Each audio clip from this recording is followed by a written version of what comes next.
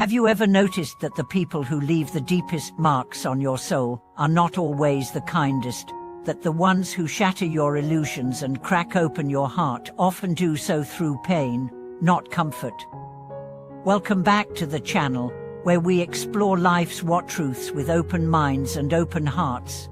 I'm your host, and today we venture into the paradoxical territory of awakening, the spiritual and emotional transformation that is often sparked by those who hurt us the most. We are conditioned to believe that growth comes through love, encouragement, and kindness. And yes, those are beautiful catalysts, but the deeper, more profound awakenings, they usually come from rupture, from heartbreak, from betrayal, from disappointment, and from the people we never expected to be our teachers. Here's the strange truth: awakening is rarely gentle. It doesn't knock politely. It breaks down doors. It shakes your foundation. It takes away what's comfortable so you can find what's true. And often, the person who triggers this process is not an enemy. They are a mirror, a guide, a disruptor sent by life itself. Let's take the story of Eleanor. For years, she believed in the fairy tale. Her partner was charming, successful, and seemed to adore her. But slowly, she realized he manipulated her, chipped away at her confidence, and controlled every decision. When the relationship finally collapsed, she was devastated. But in the silence that followed, she began to see herself clearly for the first time. She saw how she had abandoned her voice to be loved, how she had confused control with care, and how, deep down, she had always felt unworthy. That heartbreak didn't just end a relationship, it started her rebirth. Eleanor now says, "He broke me, but he also freed me." This is not about glorifying pain. It's about recognizing its alchemical power. Sometimes, the one who hurts you most isn't here to destroy you, they're here to wake you up. Why does this happen?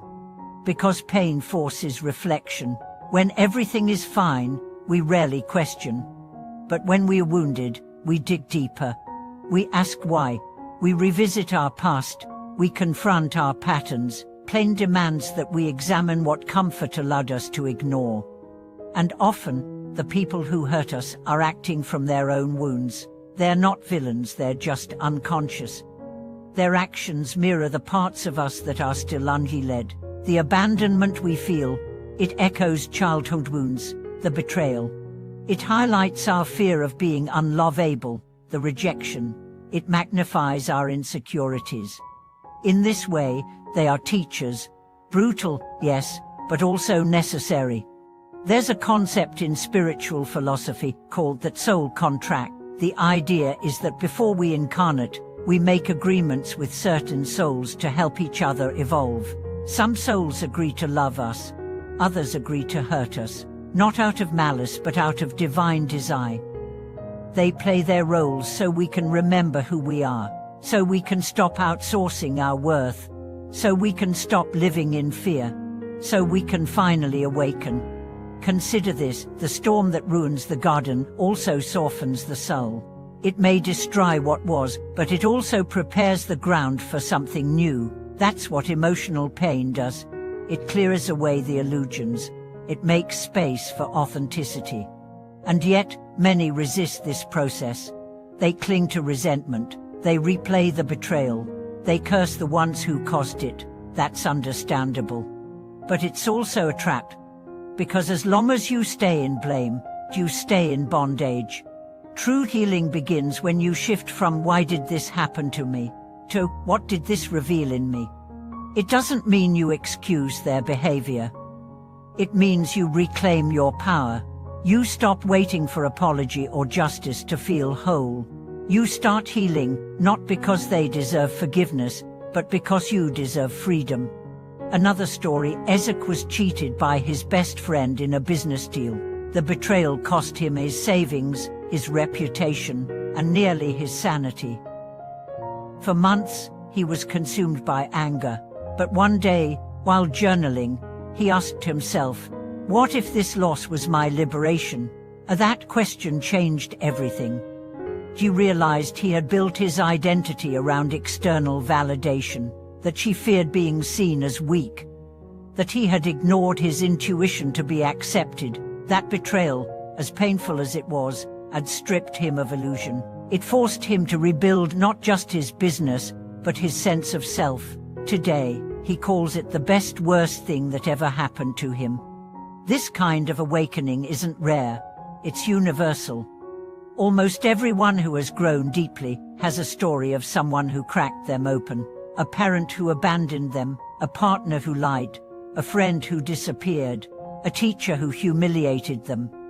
In each case, the pain was real, but so was the growth. The question is, will you let the pain harden you or open you? Will you use it as a shield or as a doorway? Will you stay stuck in the story or step into the lesson? To awaken means to stop sleepwalking through life, to stop living on autopilot, to question your beliefs, your choices, your identity. And often, it takes a jolt, a betrayal, a loss, a heartbreak to snap us awake. But once you're awake, you can't go back. You see the world differently. You see yourself differently. You realize you don't need approval to be worthy. You don't need perfection to be loved. You don't need safety to be free. That's the gift of painful teachers. They rip away your crutches so you can walk on your own. They burn down the facade so your real self can emerge. They challenge your illusions so truth can shine through. So, if you're hurting because someone wounded you, pause, breathe, feel it all.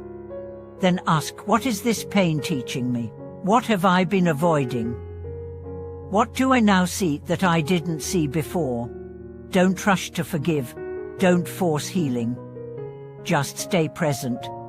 The lesson will unfold. The clarity will come. And one day, you may even feel gratitude, not for the pain itself, but for the transformation it sparked. You'll see that the person who broke you didn't win. They initiated your awakening. Let's open this conversation in the comments. Who woke you up? What did they teach you through the pain? How did you rise from the ashes? Share your story. You never know who it might inspire. And if this message found you in a time of healing, growth, or awakening, please like, subscribe, and share it. This community is built on real talk, real wounds, and real strength. Thank you for watching this video. You're not alone in your pain, and you're not alone on your path to becoming whole. See you in the next one.